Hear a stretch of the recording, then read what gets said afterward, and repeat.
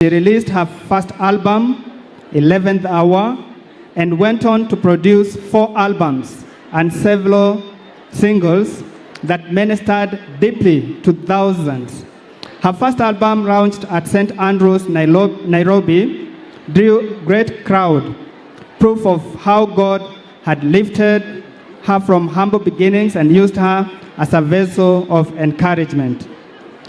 Betty traveled across Kenya and to different nations, touching lives with her voice, her testimony, and her unwavering faith.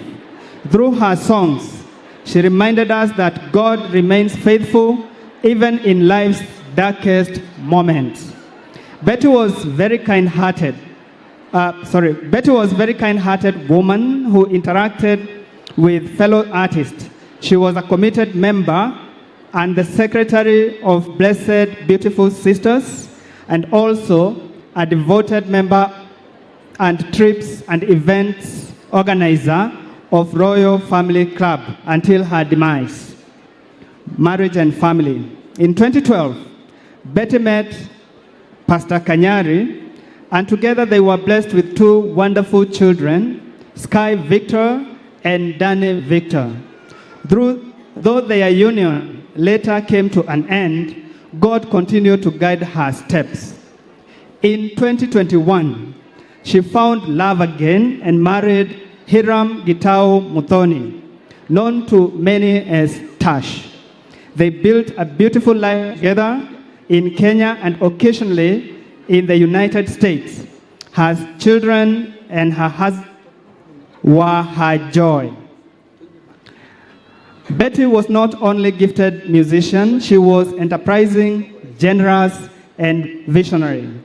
She completed building her mother's house, a moment celebrated with joyful housewarming in 2016. She also held a memorable homecoming at Karuri Primary School, where she generously donated uniforms and shoes to children at Kavbadhi Primary.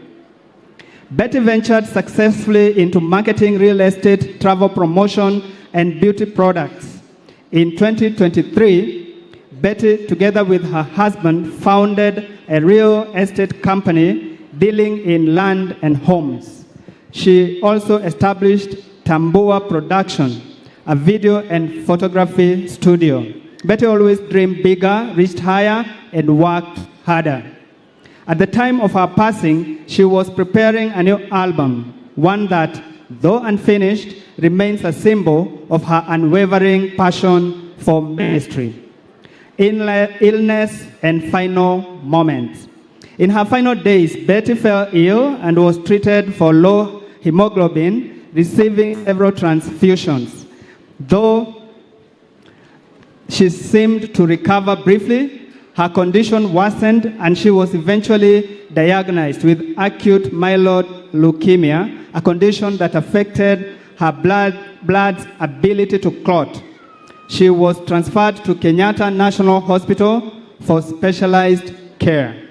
On 10th November 2025, at 9 a.m., surrounded by God's peace, Betty rested in the Lord at the age of 39 years. She leaves behind her beloved children, Sky and Danny, her loving husband, Hiram, her dear mother, Joyce, her mother-in-law, Bishop Hannah Muthoni, her siblings, Irene Wanjiku, Moses Kariuki, John Gugi, Charles Gatimu, Susan Wangari, Peter Njuguna, Edward Kangede, and their families, and her brother-in-law, Thuo, and his family. To conclude, today, we celebrate a life well lived, a life of faith, courage, music, generosity, and love. God gave us Beatrice Wairimu. We called her Nimori. You call her Betty Bayo. And in his perfect wisdom, he has taken her home. May her memory comfort us. May her legacy inspire us. and may her soul rest in peace. Amen. Amen. Thank you, Peter Bogwa. Tumpigie makofi for encouragement.